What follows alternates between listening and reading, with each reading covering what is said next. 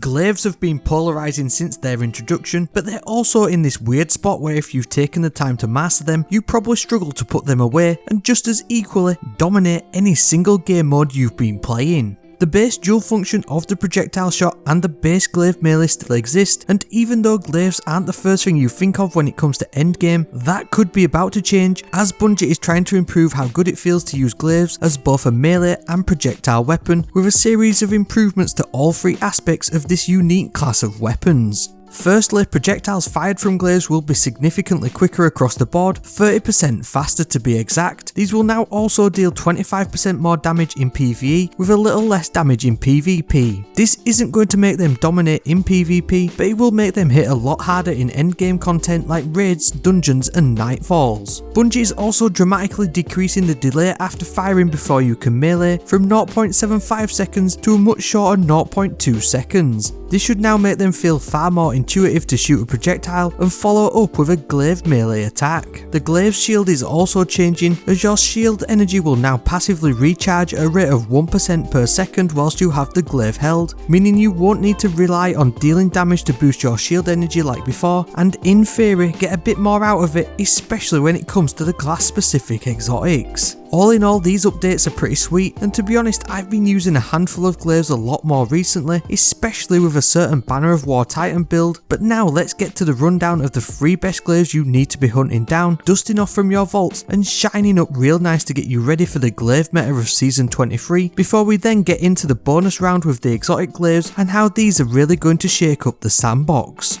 Ecliptic Distaff is probably the best base level out of the box glaive that you can get your hands on. This is because it's a fixed roll with the choice of 2 excellent perks in the final 2 columns, all of which can be combined with perfect synergy. The standout pick is arguably destabilising rounds, as final blows from the glaive projectile will make nearby enemies volatile. This means they will explode when you defeat them, as well as adding an area of effect explosion periodically as you deal more damage to a volatile enemy, which is perfect for dealing with yellow bars or even champions. You've then got close to melee if you're the more hack and slash orientated glaiver. After a projectile final blow, you'll get a boosted 30% glaive melee damage output, which you can stack near on indefinitely on further glaive melee or projectile final blows. But did you know you can even increase the glaive melee attack speed by holding the shield button, making this perk even more potent? And if you like that bit of super good glaive advice, hit that subscribe button. Thank you. Replenishing Aegis will then double down on this glaive shield combo by partially reloading the magazine on taking damage, and it's perfect to pair with either of the 2 final column perks. Now you can only get this currently from the kiosk in the tower for a small fee, but it's easily the best void glaive that we have at the moment. Next, there's the Trials of Osiris glaive, the Unexpected Resurgence. Glaives are definitely getting one, and you should probably get one of these too, especially as it's an absolute stat monster. It's an arc adaptive frame glaive and comes with the Alacrity origin trait, which can give it some insane stat boost when running solo content. That's enough about stats though, because there's tons going for it in terms of perks, but for me there's only one perk combo you need to hunt down, and that is Feeding Frenzy alongside Vault Shot. This glaive was heralded as the glaive to end all glaives in PvP, but that never materialised. However, this PvE perk set is actually insane. Feeding Frenzy thrives with Vault Shot on any weapon, and it's no different here. Reloading after a kill will grant Vault Shot, which will apply Jolt to the next enemy that you attack. Jolt will cause them both damage over time and area of effect damage periodically as you deal further damage to that target, and they'll also explode on final blows. You can wipe out huge areas of enemies with this perk, and so you'll easily proc the maximum reload speed from Feeding Frenzy. It also has a ton of synergy with the Arc 3.0 subclasses, including Ionic Trace production from the Spark of Ions to grant ability energy.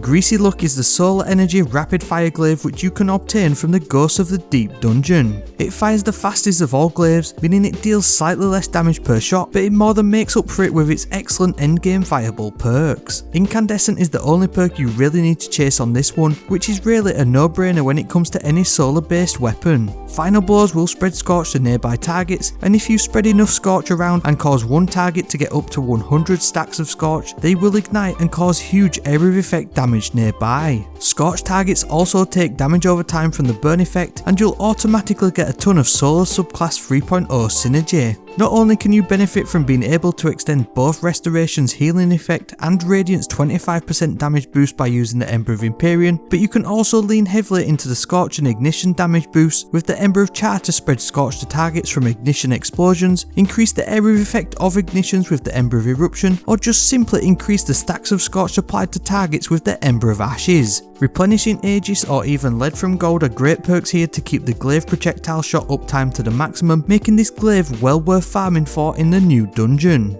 Alongside the glaive rework, Exotic Class Glaives have also had some tuning. Some base functionality has been updated to make them both more forgiving and more understandable. You'll get 1 ammo when you activate the exotic perk, so you can use it even if you're out of ammo. It no longer passively drains shield energy when you special reload to activate the perk, and it is no longer deactivated by reloading or stowing the weapon. The Warlock's Edge of Intent is going to be getting some Solar Subclass 3.0 synergy, where the effect of the healing turret projectiles will now grant Cure and Restoration, as well as an increase to the area of effect by up to 8 meters, and also an increase from its magazine size from 4 to 5. The Titan's Void Edge of Action Exotic Glaive now grant bonus reload speed, handling and a small amount of stacking bonus damage in addition to the previous overshield, but the health of the actual bubble has been reduced to make for the increased uptime and improved effects. The Hunter's Edge of Concurrence is finally getting some Arc 3.0 love, with the Lightning Seeker now jolting targets on impact, with it only seeing a slight reduction in the direct hit damage thanks to the free ammo that these now get granted. All 3 of these exotic glaives are now going to have some perfect synergy with your endgame builds, and the passive shield energy gain is going to massively increase the usability of the newly buffed exotic perks. However, if you haven't found the way of the Winterbite yet, then you're absolutely missing out. Gone are the days of the boss melting bug DPS insanity,